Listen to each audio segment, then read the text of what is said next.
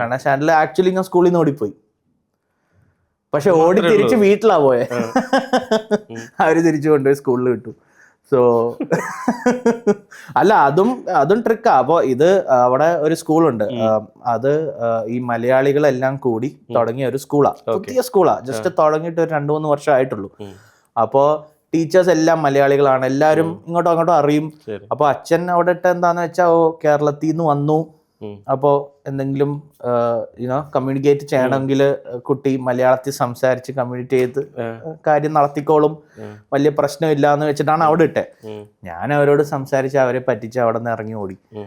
അപ്പൊ ഈ ജനറലി എങ്ങനെയാന്ന് വെച്ചാല് ഇതെങ്ങനെയാ പറ്റിയെന്ന് വെച്ചാൽ, ഇത് അച്ഛൻ ഇടയ്ക്ക് ഫീസ് അടയ്ക്കാൻ വരും. ഫീസ് അടയ്ക്കാൻ വരുമ്പോൾ അച്ഛൻ ഇന്ന് കരഞ്ഞല്ലേ എന്നാ കൊണ്ടുപോകാം, 2 പീരീഡ് ഒക്കെ ബാക്കിയുള്ളപ്പോൾ അച്ഛൻ കൊണ്ടുപോകും. ഓക്കെ, അങ്ങനെ.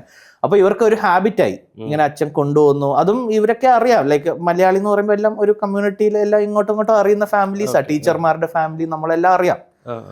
അപ്പൊ ഒരു ദിവസം ഞാൻ ഇങ്ങനെ പോണ്ട എന്ന് കരഞ്ഞോണ്ടിരുന്ന് ഇവർ കൊണ്ടുപോയി വിട്ടു. അപ്പൊ ആ ദിവസം ഈ 12th സ്റ്റാൻഡേർഡ് പിള്ളേർക്ക് ഒരു എക്സാം ഉണ്ടായിരുന്നു. അപ്പൊ ഞാൻ നോക്കിയപ്പോ 10 മണിക്ക് ഇവര് തിരിച്ചു പോവാ. അപ്പൊ 10 മണി എന്ന് പറയുമ്പോ ഒമാനില് 7 മണിക്ക് സ്കൂൾ തുടങ്ങും, 7 to 1 ഉള്ളൂ.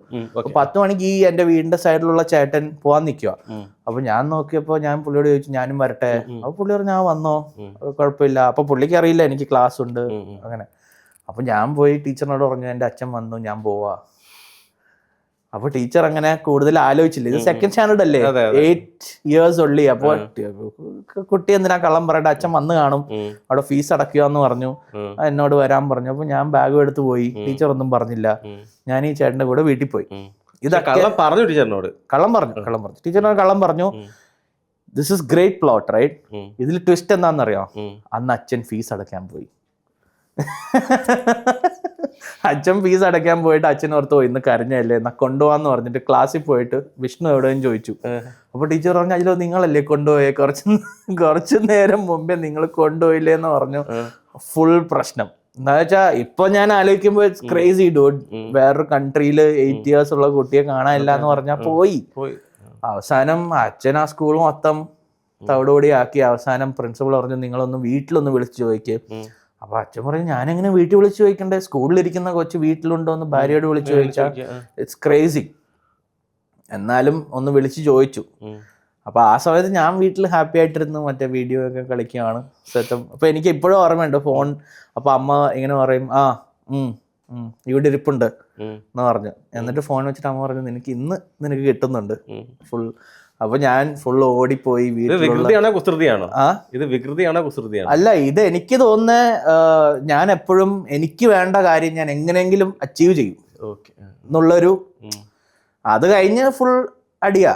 ഇപ്പൊ അന്ന് ഞാൻ വീട്ടിൽ മൊത്തം ഓടി നടന്ന് എല്ലാം എടുത്ത് ഒളിപ്പിച്ചു. ബെൽറ്റ്, മറ്റേ അടിക്കുന്ന കുറെ.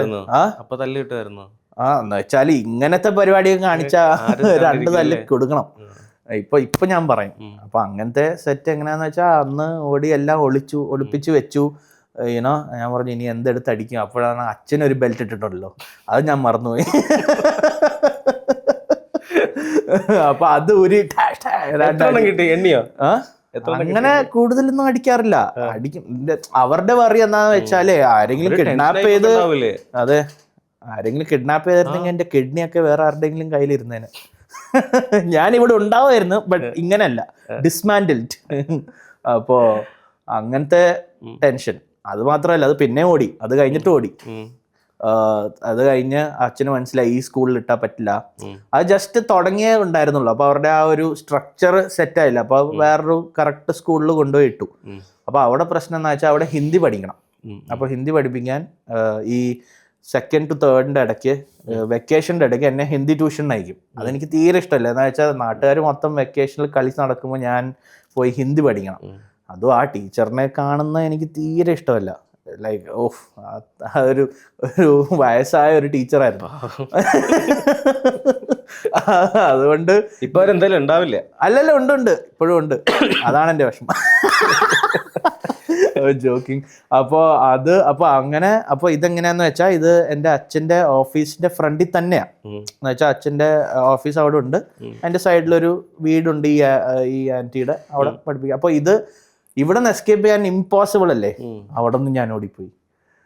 അന്ന് എങ്ങനെ സാധിക്കുന്നത്? എനിക്കറിയില്ല, ഇതൊക്കെ ഇൻസ്റ്റിങ്ക്റ്റ് ആണ്, കുരുത്തക്കേട്. അപ്പോൾ ഇത് എങ്ങനെയാന്ന് വെച്ചാൽ അന്ന് ഒരു അങ്കിളാണ് എന്നെ കൊണ്ടുപോയി വിട്ടു ഒരു ദിവസം രാവിലെ. എന്നെ കൊണ്ടുപോയി വിട്ടു. അപ്പോൾ അച്ഛൻ ഏതോ സൈറ്റിൽ എന്തോ പോയിരിക്കുകയോ എന്തോ പണിക്ക് വേണ്ടി. അപ്പോൾ അങ്കിൾ കൊണ്ടുവന്ന് അവിടെ വിട്ടു. അപ്പോൾ ഇവിടെ ഗേറ്റിന് അവിടെ വിട്ടാൽ എനിക്ക് പോകാൻ പിന്നെ അവിടെ ഉള്ളൂ, ആ ആൻറ്റിയുടെ വീടേ ഉള്ളൂ. അപ്പോൾ ഞാൻ പോയി ബെല്ലടിച്ചു. ഈ അങ്കിൾ കയറി ഓഫീസിൽ പോയി. ഞാൻ പോയി വീടിൻ്റെ പുറകെ ഒളിഞ്ഞു. അപ്പോൾ ആൻറ്റി തുറന്ന് നോക്കിയപ്പോൾ ആരും ഇല്ല. അപ്പോൾ ആൻറ്റി ഡോർ അടച്ചു പോയി. വേറെ പിള്ളേരുണ്ട് പഠിപ്പിക്കാൻ. അപ്പോൾ ആൻറ്റി പഠിപ്പിക്കാൻ പോയി. ഞാൻ ഇറങ്ങി തിരിച്ചു ഓടി വീട്ടിലോട്ട്. ഞാൻ വീട്ടിൽ പോയി ആസ് യൂഷ്വൽ വീഡിയോ കളിക്കുന്നു. അപ്പോൾ ഈ അങ്കിള് ലഞ്ചിന് അവിടെ പോയി വിഷ്ണു എന്ന് ചോദിച്ചപ്പോൾ ആൻറ്റി പറഞ്ഞു വിഷ്ണു ഇവിടെ വന്നിട്ടില്ലല്ലോ എന്ന്. എൻ്റെ മോനെ, ആ അങ്കിള്. അപ്പോൾ ഈ അങ്കിള്, ഇയാളുടെ പേര് വർഗീസ് അങ്കിൾ എന്നാ. ഇയാള് നമ്മുടെ ഈ പേരൻസ് ഒക്കെ തല്ലുമ്പോൾ ഒരു അങ്കിൾ ഉണ്ടാകത്തില്ല, അയ്യോ തല്ലല്ലേ നല്ല മോൻ, ഇങ്ങനെ പറയുന്ന അങ്കിളാണ്. എന്നോട് ഭയങ്കര ഇഷ്ടമാണ്, എന്നെ ഒരിക്കലും തല്ലല്ലേ, ഭയങ്കര മുത്താണ്.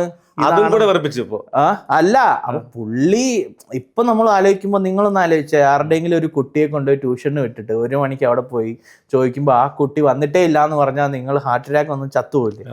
ഈ അങ്കിള് അവിടെ മസ്കറ്റില് ആഫ്റ്റർനൂൺ 1 o'clock പുള്ളി എവിടെ തപ്പണ്ടേ ഫുൾ ഓടി നടന്ന് അവസാനം വീട്ടിൽ വന്നു. ഫുൾ ചുമന്നിരിക്കുക, ഫുൾ ആ ചൂടത്ത്. എന്നിട്ട് വന്നിട്ട് വിഷ്ണു എന്ന് പറഞ്ഞപ്പോ അമ്മ പറഞ്ഞ വിഷ്ണു തായിട്ടിരിപ്പുണ്ടല്ലോ. അന്ന് സ്ഥിരം പരിപാടി. അന്ന് അങ്കിള് പറഞ്ഞു ഇവന് 2 അടിയുടെ.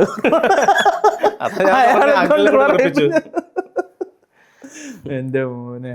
അപ്പൊ അങ്ങനത്തെ കുറെ സെറ്റപ്പ്, അപ്പൊ ഇങ്ങനത്തെ കുറെ സ്റ്റോറീസ് ഉണ്ട് ഇങ്ങനെ ലൈഫിൽ ഇങ്ങനെ തന്നെ നടന്നുകൊണ്ടിരിക്കുക. പിന്നെ കുറച്ച് സ്കൂളൊക്കെ സെറ്റായി.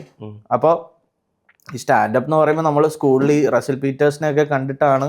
ആ സമയത്ത് റസൽ പീറ്റേഴ്സിന്റെ പൈറേറ്റഡ് വീഡിയോസ് ഇറങ്ങും. അപ്പോൾ നമ്മളൊരു എനിക്ക് തോന്നുന്നു 10th ആയിരിക്കുമ്പോൾ ഇങ്ങനെ ഫ്രണ്ട്സ് ഒക്കെ കൊണ്ടുവന്ന് കാണിക്കും. അപ്പൊ എനിക്ക് തോന്നുന്നു എല്ലാ ഇന്ത്യൻസും ആദ്യമായിട്ട് സ്റ്റാൻഡപ്പ് കാണുന്നത് റസൽ പീറ്റേഴ്സ് എന്ന് പറഞ്ഞ ഒരു പുള്ളി ഇന്ത്യൻ ആണല്ലോ, കനേഡിയൻ ഇന്ത്യൻ ആണ്. അപ്പോൾ പുള്ളി ഇന്ത്യൻസിനെ കുറിച്ച് കളിയാക്കുന്ന ഒരു സെറ്റപ്പ് ഉണ്ട് പുള്ളി. വെരി ഫണി എന്ന് വെച്ചാൽ നമ്മുടെ പേരൻസ് തല്ലുന്നതും പറയുന്നതൊക്കെ. അപ്പോൾ അത് കണ്ടിട്ട് എനിക്ക് തോന്നിയോ എനിക്കും ഇത് ഇൻഫ്ലുവൻസ് ആയി എനിക്ക് ചെയ്യണം എന്നുള്ളൊരു സെറ്റപ്പിൽ. അപ്പോൾ അതെങ്ങനെയാണെന്ന് അറിയില്ല, നമുക്ക് ആ സമയത്ത് ആർക്കും അറിയില്ല. അങ്ങനെ US മാത്രമേ ഉള്ളൂ ഈ പരിപാടി, US യൂറോപ്പിലൊക്കെ. നമുക്ക് ഇന്ത്യയിലായിട്ട് അത് തീരെ ഇല്ല. അപ്പോൾ ഇതെങ്ങനെ ചെയ്യേണ്ടതെന്ന് അറിയാത്തതുകൊണ്ട് നമ്മളിങ്ങനെ ഓരോ ഹോസ്റ്റിങ് അല്ലെങ്കിൽ കോളേജിൽ ചാൻസ് കിട്ടുമ്പോൾ സ്റ്റേജിൽ സ്പീച്ച് കൊടുക്കുക അല്ലെങ്കിൽ അങ്ങനത്തെ എന്തെങ്കിലുമൊക്കെ സാധനം ചെയ്ത് എന്ന് വെച്ചാൽ തട്ടിപ്പൂട്ടി ഇങ്ങനെ പോകുമ്പോഴാണ് ഒരു ജോലിക്ക് കയറിയപ്പോഴും അങ്ങനെയൊക്കെ തന്നെയായിരുന്നു. എന്ന് വെച്ചാൽ ഓഫീസിലുള്ള എന്തെങ്കിലും പരിപാടിക്ക് നമ്മൾ ഹോസ്റ്റ് ചെയ്യും, തമാശ പറയും, ഇതൊക്കെ ചെയ്യും, ഇത്രയേ ഉള്ളൂ. പിന്നെ മേജറായിട്ട് ഇത് നമ്മൾ ഇവിടെ 2015 കൊച്ചിയിൽ വന്നപ്പോൾ ഒരു ഓപ്പൺ മൈക്ക് നടക്കുന്നുണ്ടായിരുന്നു പനമ്പള്ളിയിൽ. അപ്പോൾ അവിടെ പോയപ്പോൾ ഇവിടെ ഇങ്ങനെ തന്നെ അവർ സ്റ്റാൻഡപ്പ് പോലെ കറക്റ്റ് ഫോർമാറ്റ് അവർ സ്റ്റേജിൽ ചെയ്യുന്നു, ഇത് ചെയ്യുന്നു. അപ്പോൾ അങ്ങനെ അവിടെ നിന്ന് അവരുടെ കൂടെ കൂടി തുടങ്ങി. പിന്നെ ഇവിടെ യാത്ര തുടർന്ന് അവിടെ നിന്നാണ് സെറ്റ് തുടങ്ങുന്നത്. പിന്നെ അത് പഠിച്ചു വരാൻ നമ്മൾ ആദ്യം തുടങ്ങുമ്പോൾ കുറച്ച് എക്സൈറ്റ്മെന്റ് ആണ്, സ്റ്റേജിൽ കയറുന്ന എക്സൈറ്റ്മെന്റ്. പിന്നെ ക്വസ്റ്റ്യൻ ഇസ് നമ്മൾ എങ്ങനെയാണ് ഇതിൽ നിന്ന് കാശ് ഉണ്ടാക്കണ്ടേ, അല്ലെങ്കിൽ ആൾക്കാരുടെ അക്സെപ്റ്റൻസ് എങ്ങനെ എടുക്കണം, അത് എങ്ങനെ ആൾക്കാരെ ഹാൻഡിൽ ചെയ്യണം, അങ്ങനത്തെ കുറെ സാധനങ്ങളുണ്ട്. സോ അതൊന്ന് ഡെവലപ്പ് ആക്കാൻ നമുക്ക് സമയം എടുക്കും. അപ്പൊ അന്ന് ആദ്യം ചെയ്തപ്പോൾ തന്നെ കുറച്ച് ചിരിയൊക്കെ കിട്ടി. ഒരു 2-3 ജോക്സേ ഉള്ളൂ. എഞ്ചിനീയറിംഗിന്റെ കുറച്ച് ഇങ്ങോട്ടും അങ്ങോട്ടും ജോക്സ് ഉണ്ട്.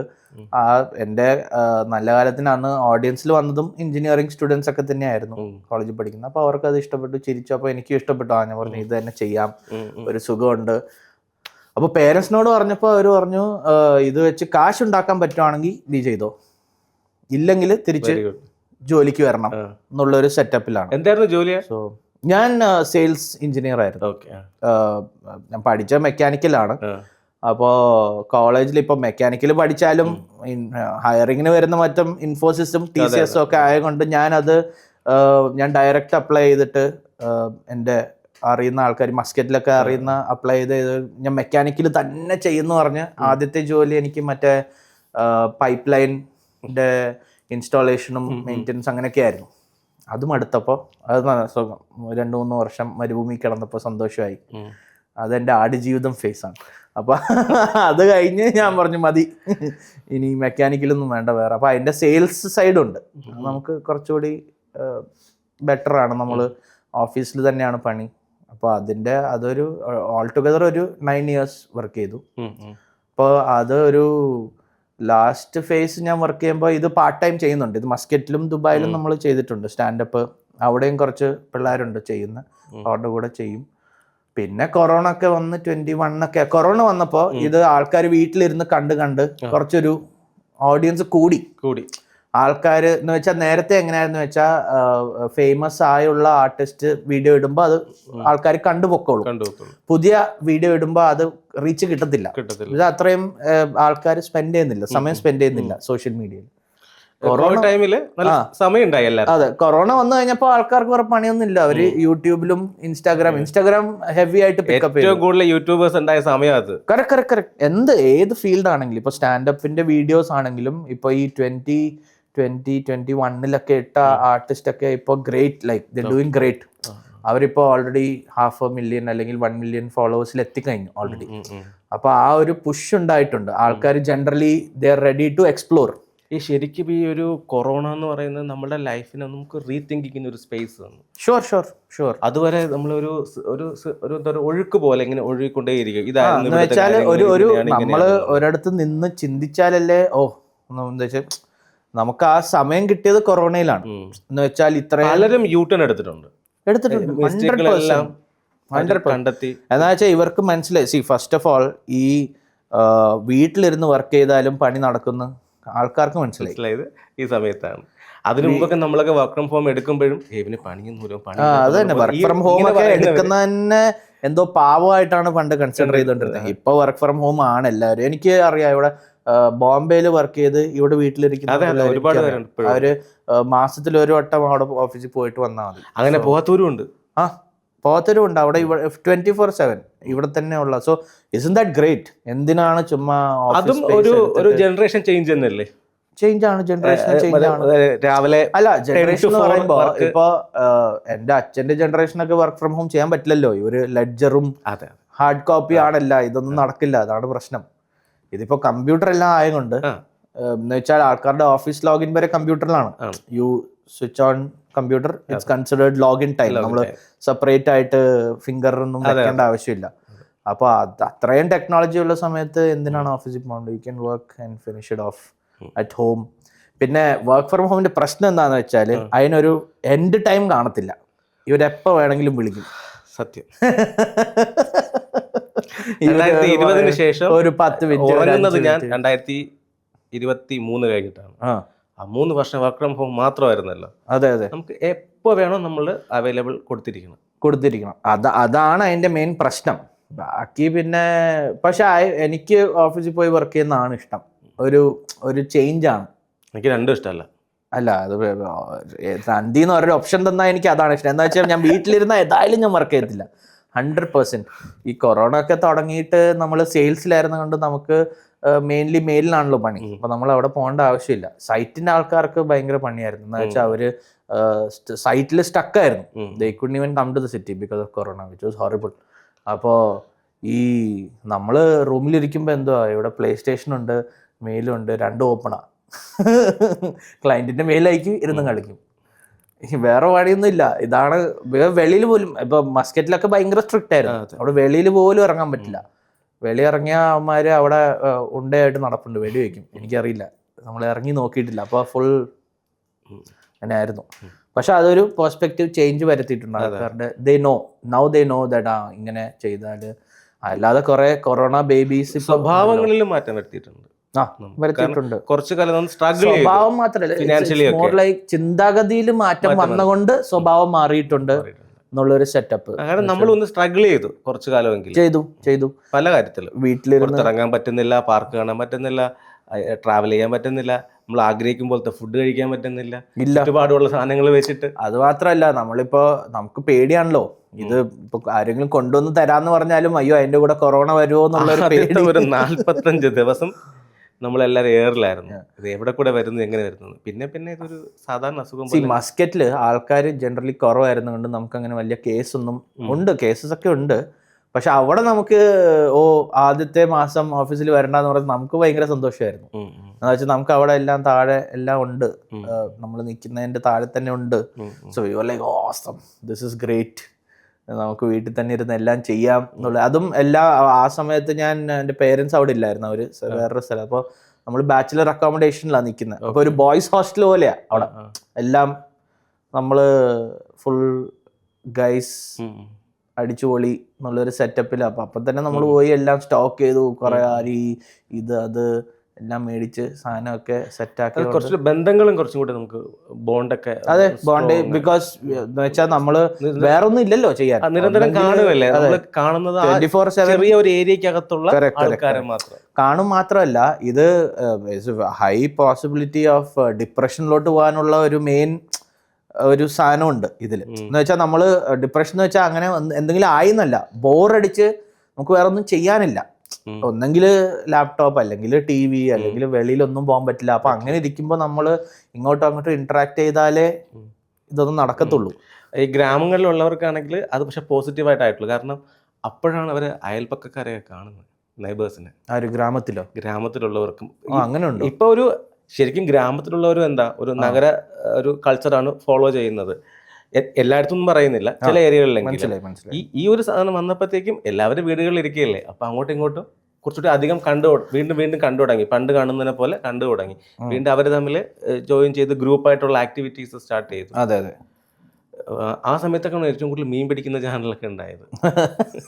വേറെ പണിയില്ല. ആ സമയത്ത് എല്ലാ ചാനലും ആ സമയത്താണ് ഉണ്ടായത്. ഇപ്പൊ കാണുന്ന എല്ലാം ഇപ്പൊ വീട്ടിലിരുന്ന് എന്തെങ്കിലും കോമഡി ചെയ്യുവാണെങ്കിലും എന്താ വെച്ചാൽ ആൾക്കാർക്ക് ഈ കൺസംഷൻ ടൈം ഭയങ്കര കൂടുതൽ, വെരി ക്വിക്കും കൂടുതലുമായി.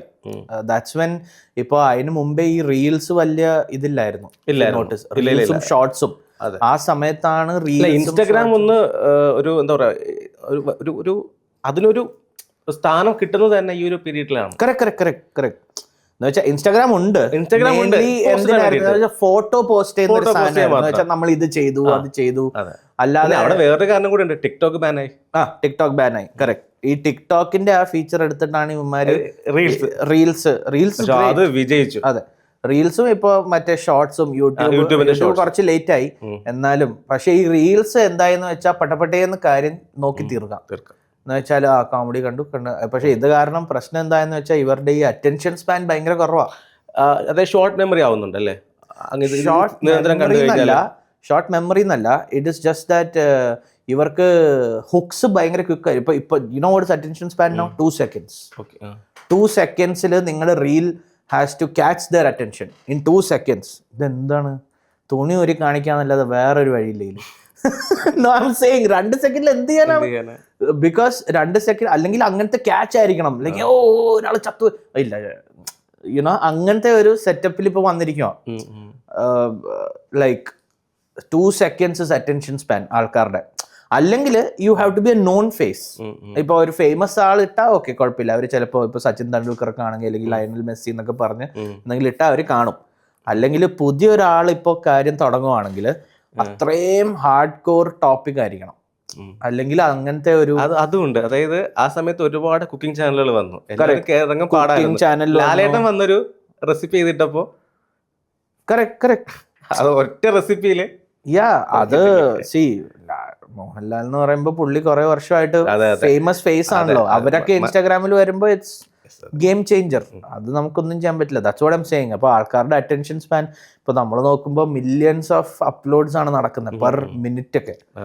അപ്പോൾ ഇത് ക്യാപ്ചർ ചെയ്യണമെങ്കിൽ ഇപ്പോൾ അറ്റൻഷൻ സ്പാൻ ഏതായാലും കുറഞ്ഞിട്ടുണ്ട് ഫോർ വാച്ചിങ്. അല്ലാതെ ആൾക്കാർ മണ്ടന്മാരായി എന്നല്ല, ആൾക്കാർ അവരുടെ ആയിട്ടുള്ള ബുദ്ധിയൊക്കെ ഉണ്ട്.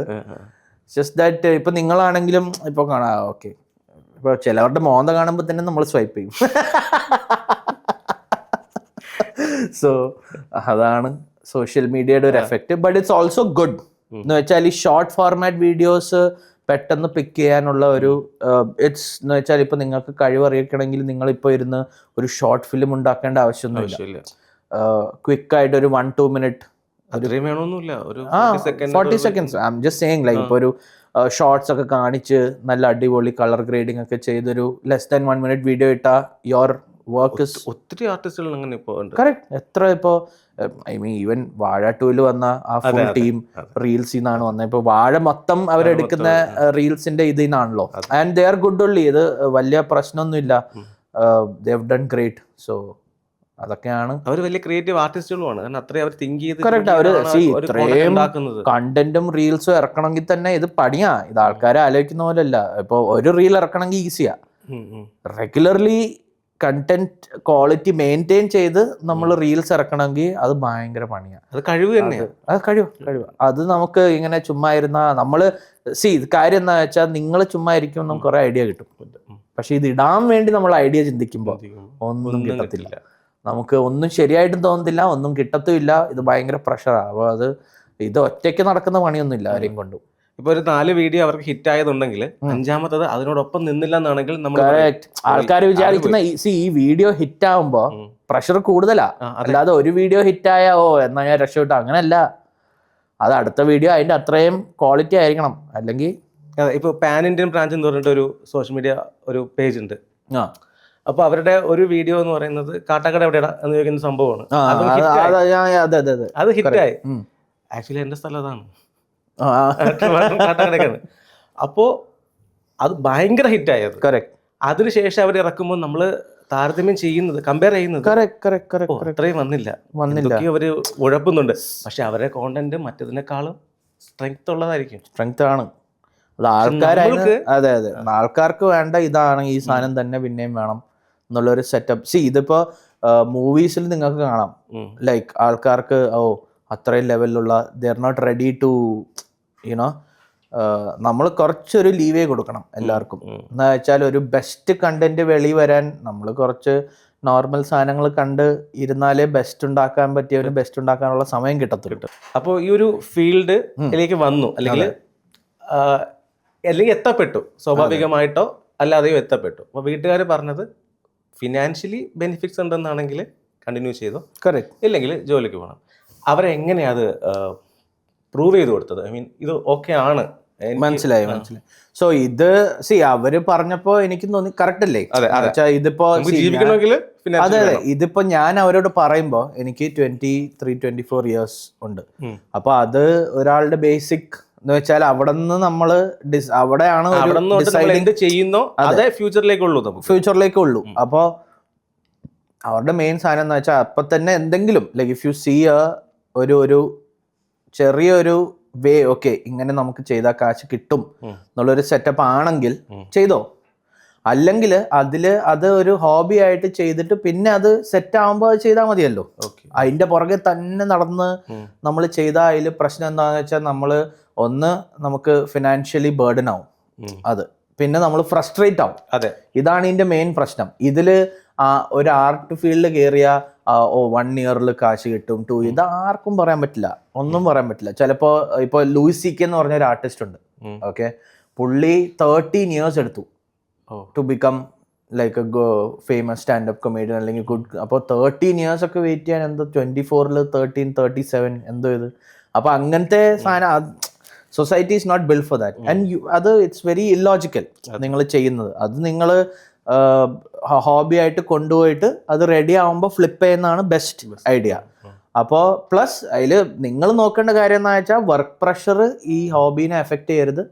നിങ്ങൾ അതിനെക്കുറിച്ച് സീരിയസ് ആണെങ്കിൽ അത് അപ്പൊ ഞാൻ അത് തന്നെയാണ് പ്ലാൻ ചെയ്തത്. ഞാൻ ജോലിക്ക് പോയത് തന്നെ ഞാൻ കാശുണ്ടാക്കാനാണ് ജോലിക്ക് പോകുന്നത്. അപ്പൊ ആദ്യം അങ്ങനെയല്ല ഞാൻ ജോലിക്ക് പോയത്. എനിക്ക് വേണ്ട സാറ്റിസ്ഫാക്ടറി ജോലി വേണം.